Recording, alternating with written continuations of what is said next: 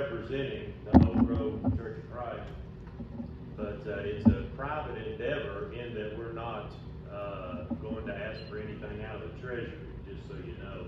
We're actually raising funds to go down and inspect the work that is going on in Peru. Several years ago, while I was still in Mount Vernon, we had planned to begin this work, and for one reason or another, we just weren't able to make that happen. And so we have been in contact with the young man that's currently working, and he is in a very highly populated city. Rafael will tell you all about that. But it's Lima, Peru, capital, and there's a lot going on there. And so this is an economy that was crushed by COVID, and they more or less have not responded yet, or rebounded, I guess. And so they're still, to some degree, in economic crisis, as are much South American countries. We see it on the news and whatnot. But anyway, we had planned to go down a few years back, and that plan kind of went awry. And we've been in contact with the young man working there. His name is Helmut Garcia, and he works in a cyclical fashion. And so he goes into the Andes Mountains, and he preaches in the Andes Mountains to a couple of congregations there. Very, very rural. There are maybe 10 members, perhaps, give or take, in each of those congregations. People walk for great distances to come to Bible classes and to meetings and to worship events. And so anyway, we are, hopefully at some point, maybe next year, possibly would be interested in getting more involved with that work. But it's necessary with missionary endeavors to at least go down and inspect the work. And so that's what Brandon and myself, Katia and Rafael are going to do in October. And so we're going to go down and we'll take lots of pictures, we'll meet a lot of people. But Rafael has already been there and done that, got the t-shirt, you might say, because he's lived that. He's been to Panama and Venezuela and Costa Rica and Nicaragua. He is widely traveled, and he knows the culture, obviously, being an original native of Costa Rica. And so I've invited him here to tell you, certainly in class, about this particular endeavor, introduce you to the congregation of people down there, tell you a little bit about what they're doing, what they're facing, battles, uphill battles that they're facing, etc. So he is a voice of reason. He is a good friend of mine. I met him in the Memphis School of Preaching in 2000, and so we have come a long way together.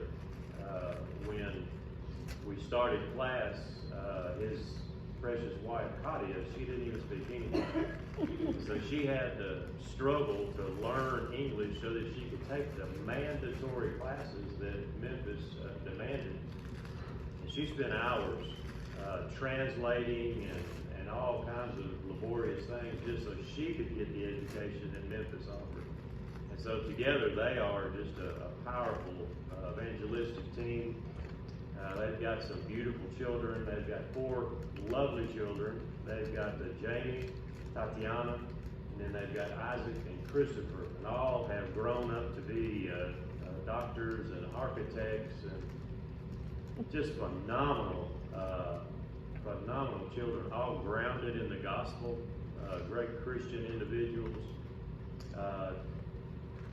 Tatiana is married to the soldier. Is that correct? And so he is fixing to transfer to the Pentagon. And so days ahead, when the grandchildren will be leaving and going to Washington, and so now they'll convert to FaceTime visits instead of living room visits. And so they're facing a lot of struggles in that area. But again, I don't want to take all of his time. We have a couple of pictures that we put together just to kind of demonstrate what Peru is all about, why we need to go there, things of that nature. So without any further ado, till about 25 after, you got the floor, brother, and come and tell us about Peru and speak to these fine people that we love so much.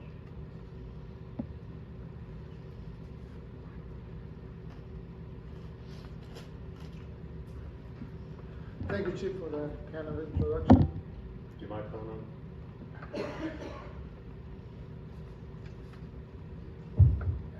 There you go. Thank you for those kind words and for the invitation.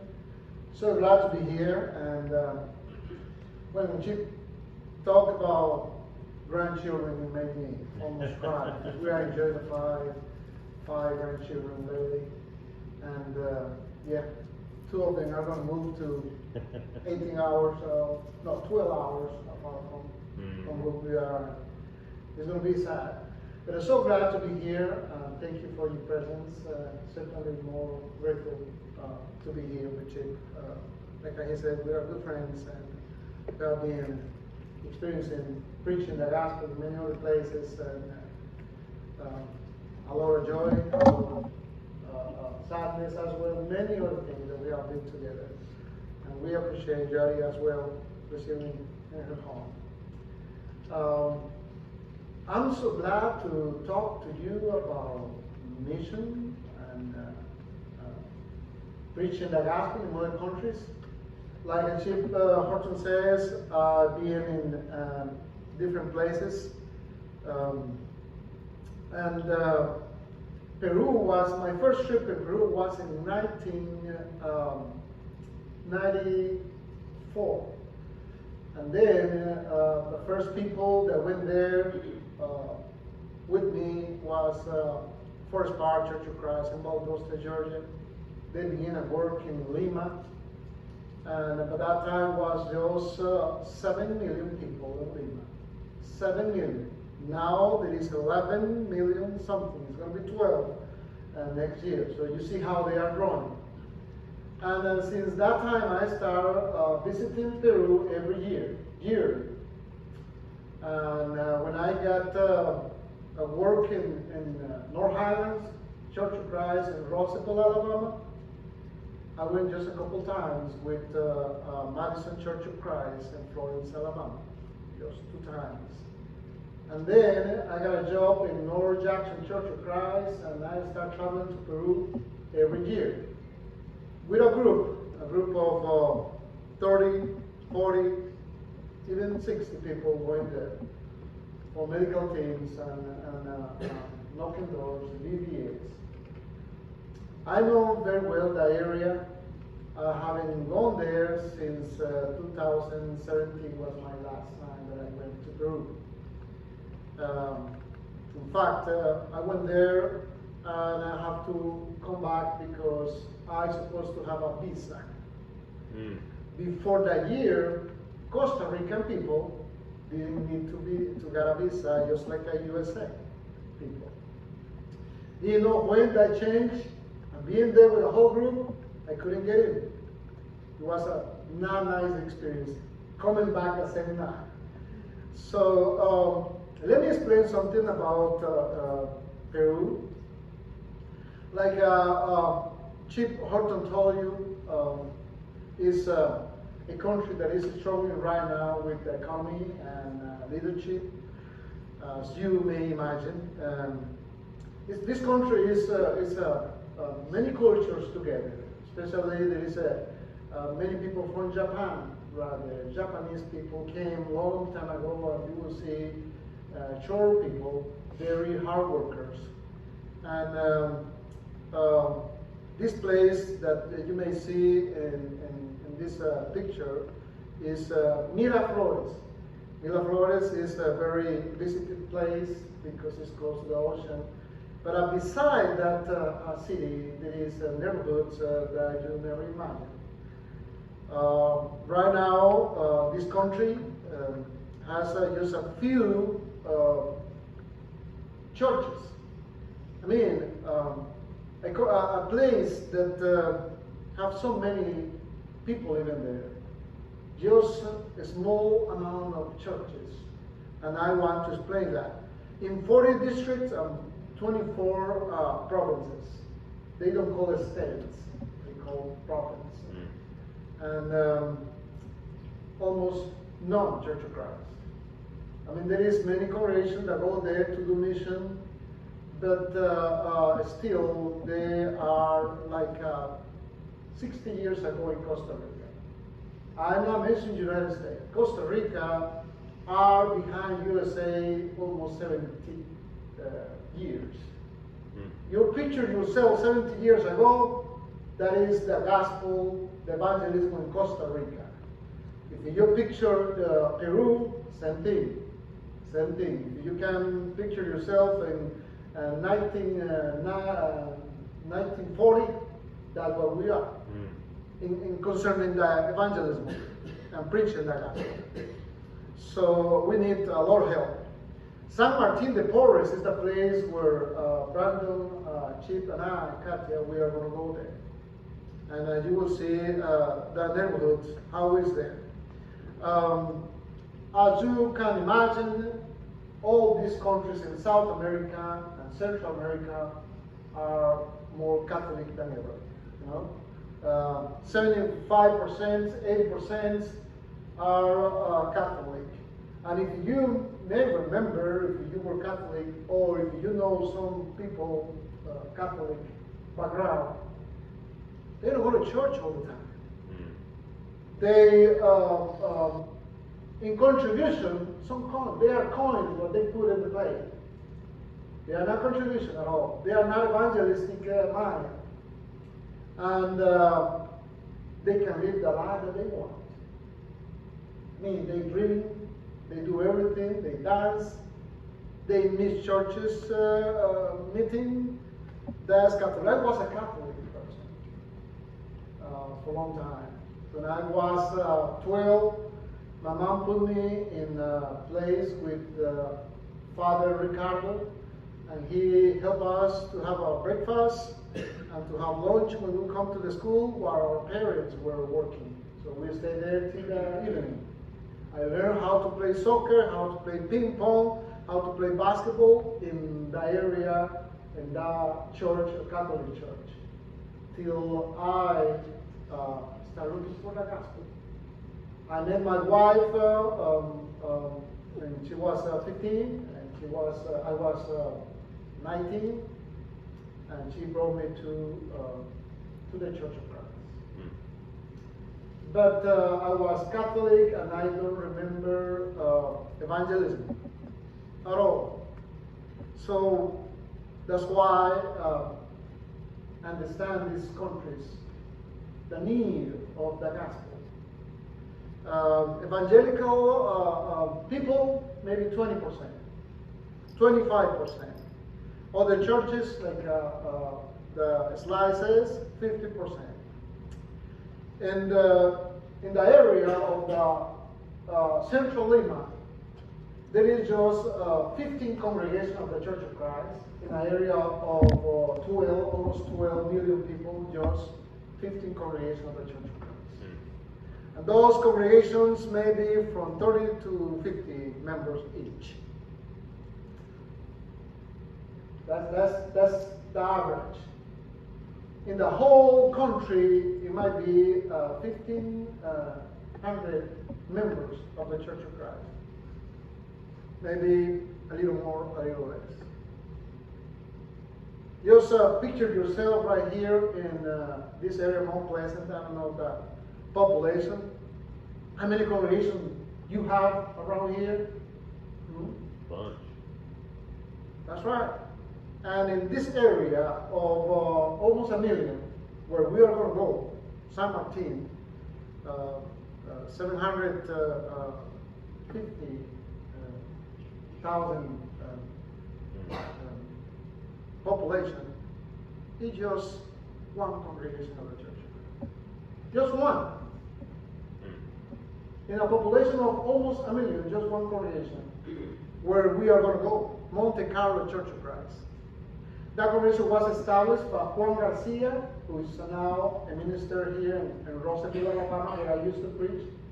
We helped him to come and cover me there when I moved to Jackson, Tennessee. His son is the full-time preacher in this congregation of Monte Carlo.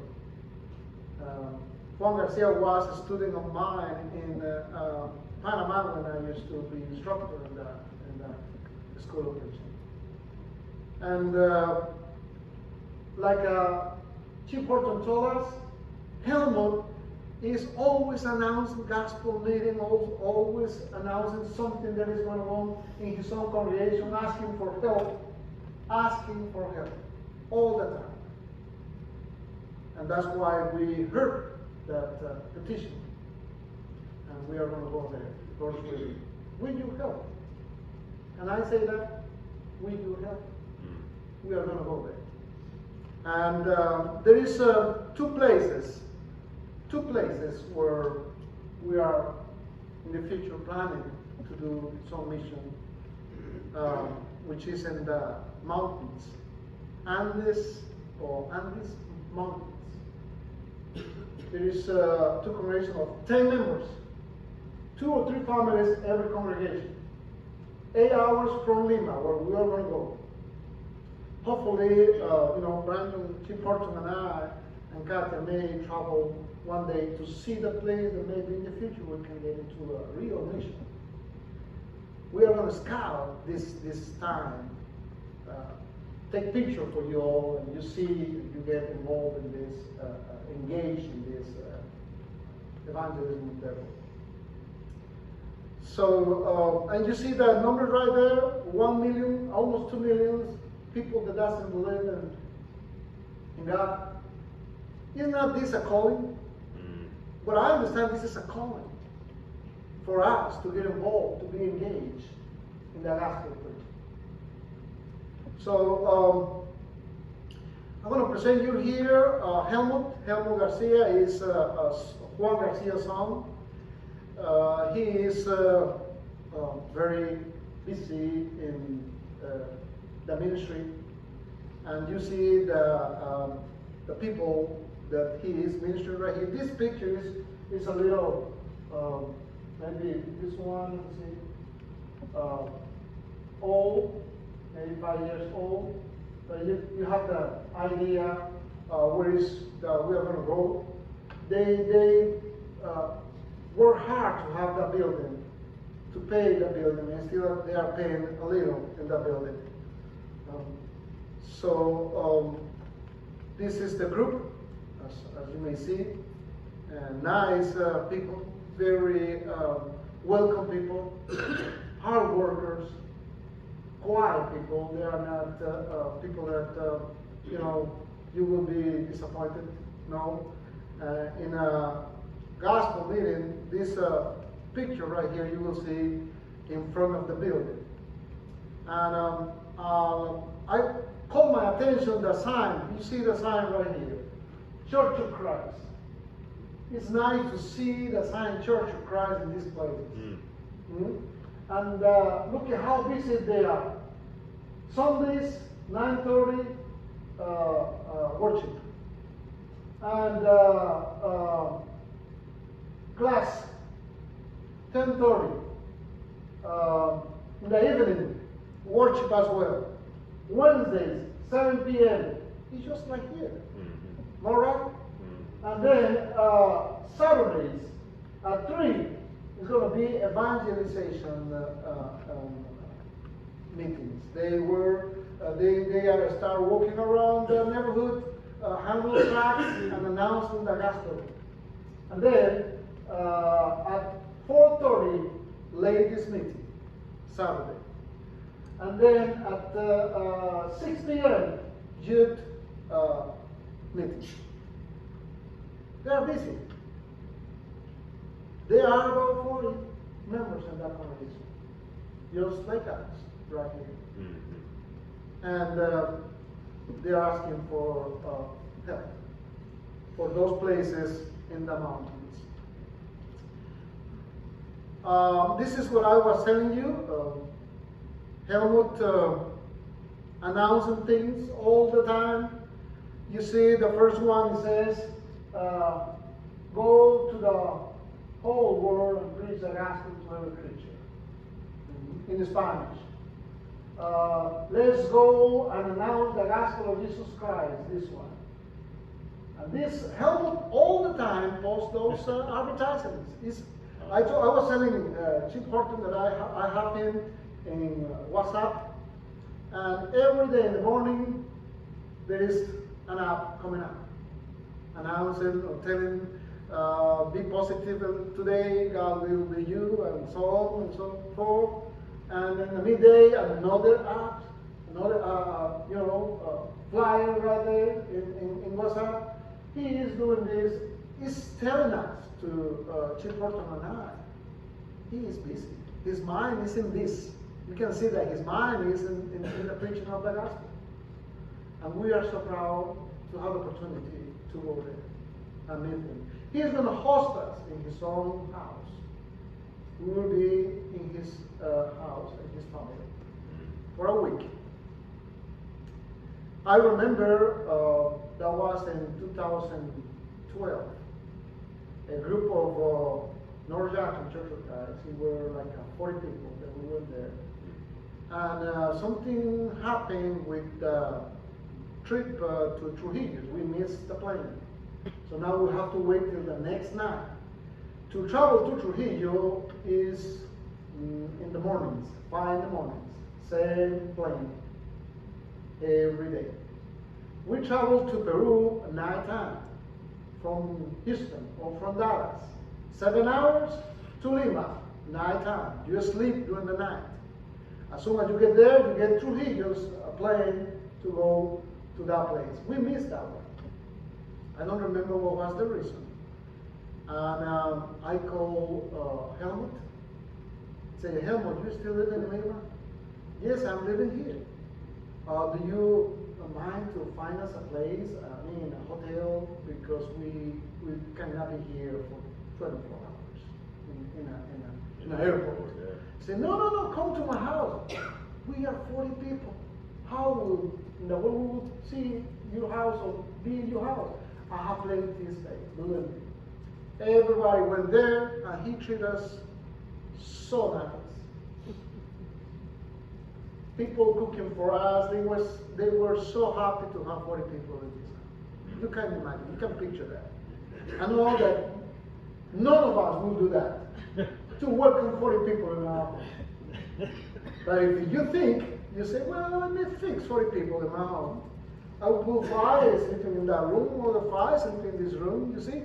This is the mentality of people that want Christians to help them. And we were so grateful with him. We spent that night, and then we went to airport and traveled to Trujillo, did our work. And I just telling this that you have a little information about Helmut. He is not married, he is single, but he's almost 40.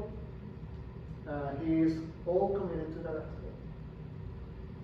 And we are happy to go there and visit him. You may see right here his father, which is right here. Juan Garcia, who is preaching right now in Roseville, Alabama. My wife and I established that congregation from zero with my children, she and I. And when we left that congregation for Juan Garcia, we were maybe 20, 25 members in that congregation. Right now, it's 70 members in that congregation. They have their own building. I have been preaching there for almost 25 years. And I want to explain what happened right here with Juan Garcia coming to USA. He was my student, and every year he asked me in a letter, Rafael, if you have in your congregation a little money for us to preach the gospel. So from time to time, I send him some help. $50, $100, a lot of money for them as a help. When I decide, when the elders of North Jackson Church of Christ offered me a job, I considered my wife and the elders of North Highland told me, if you leave, please help us to find somebody like you.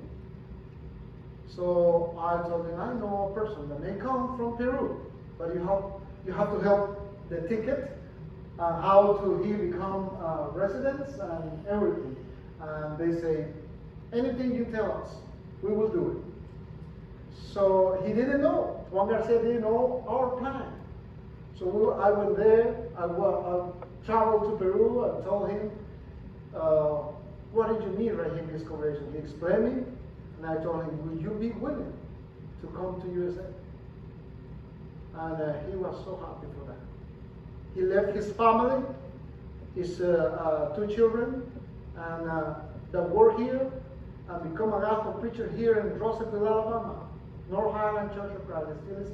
He still is there. His wife passed away last year. He is by himself.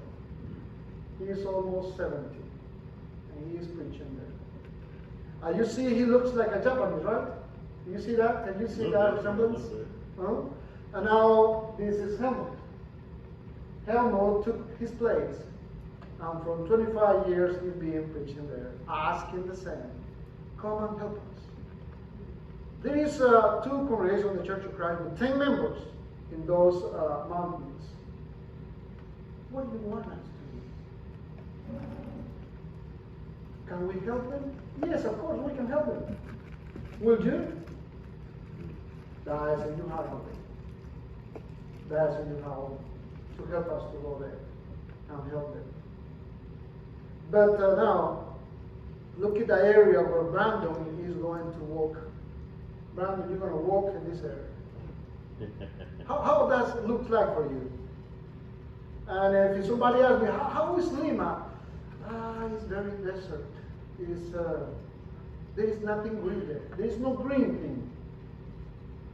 Houses are pretty beside one to another one. And they don't build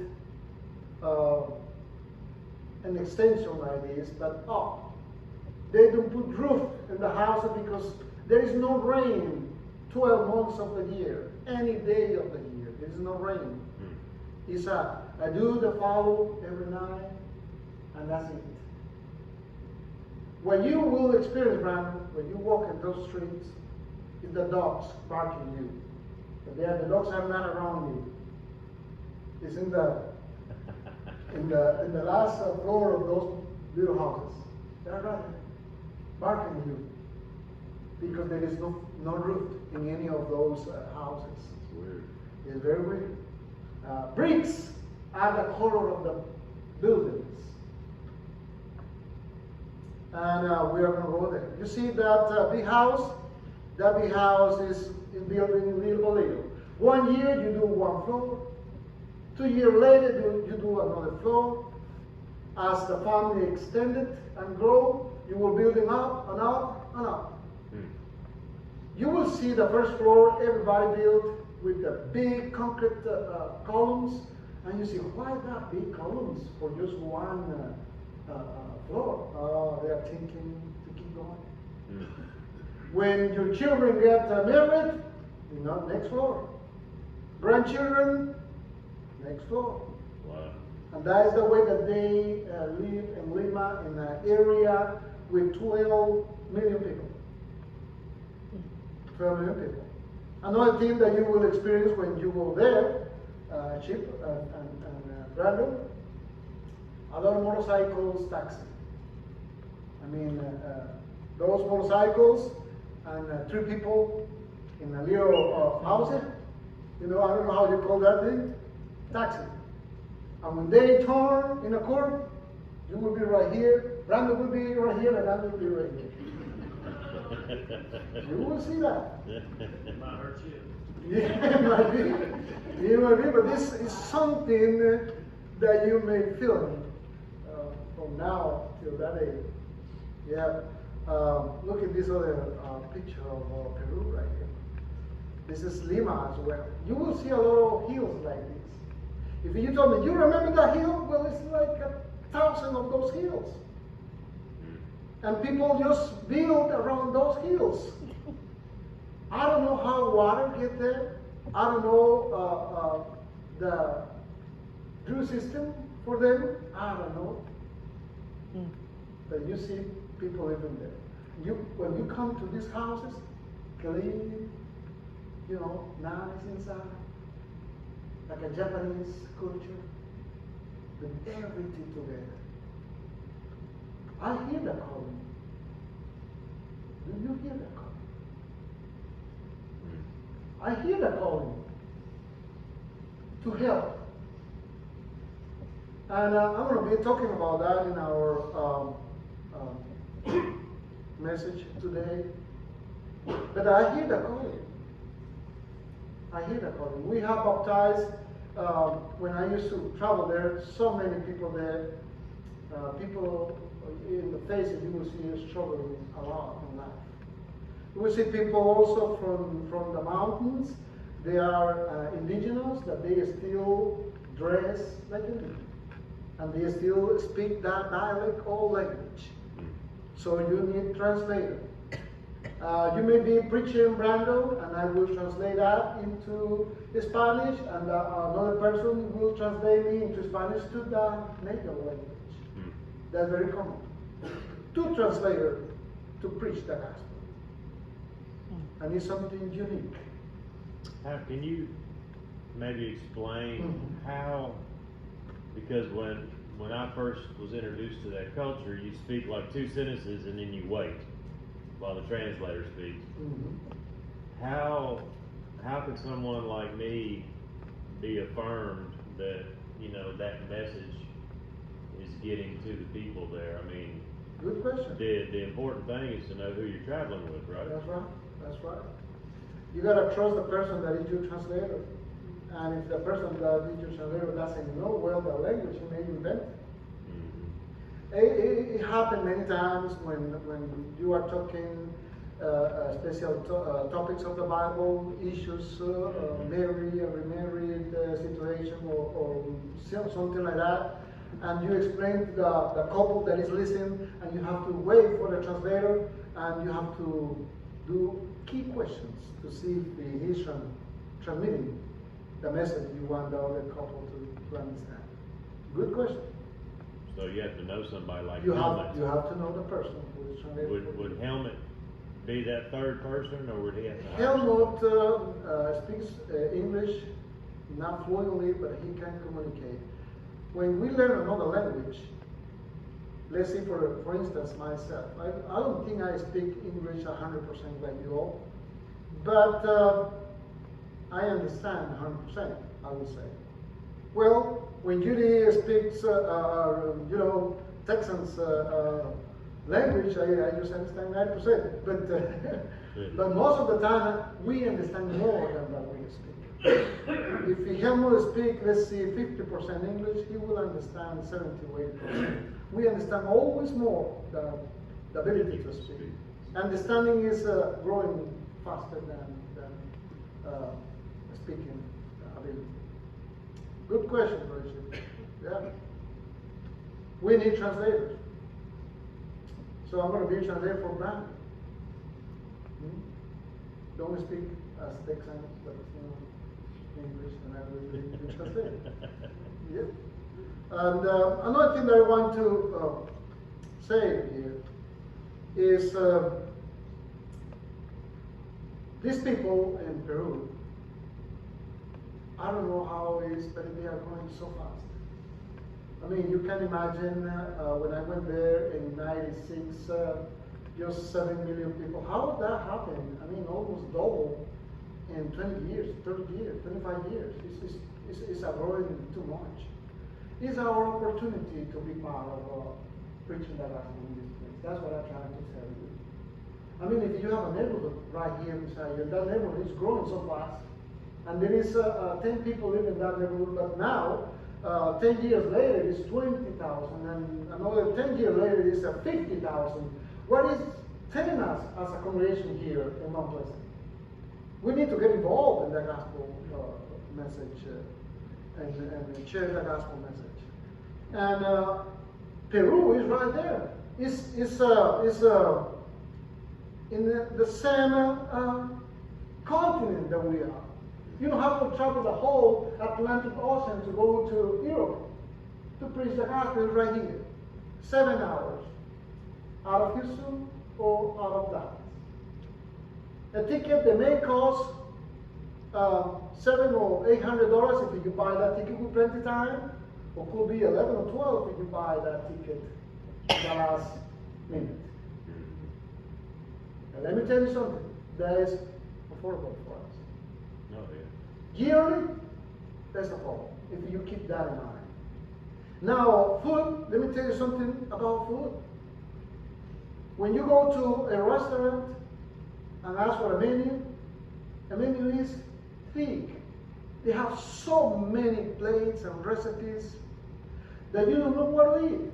And every recipe is so good because this is close to the ocean, Atlantic Ocean.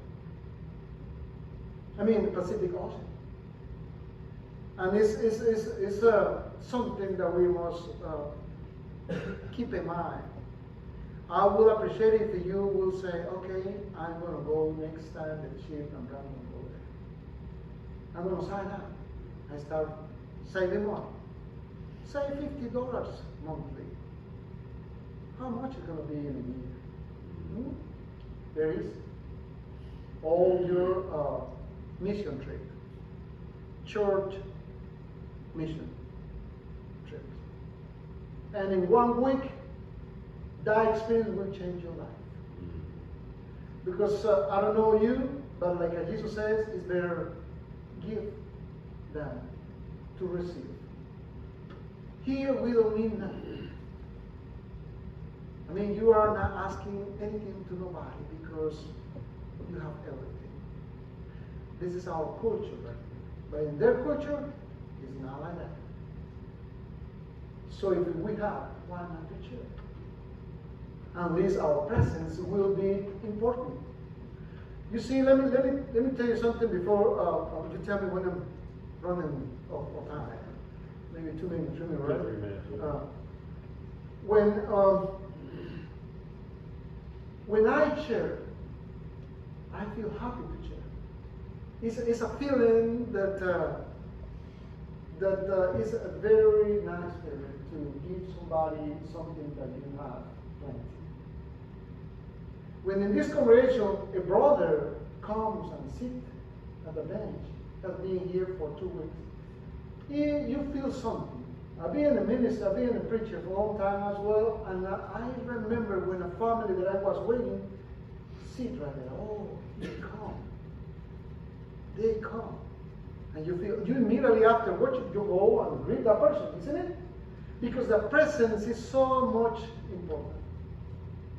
When people from USA come to these places, and you sit on the benches, 4, 5, 10, 15, you don't know what they feel. I was in that position. I was a minister, a preacher in Costa Rica for a long time, and when the people visited me from USA, those who support me in that time, you don't imagine that feeling. My children, let's see, the oldest one, Jamie, she was living in Nashville, where we were living in Memphis.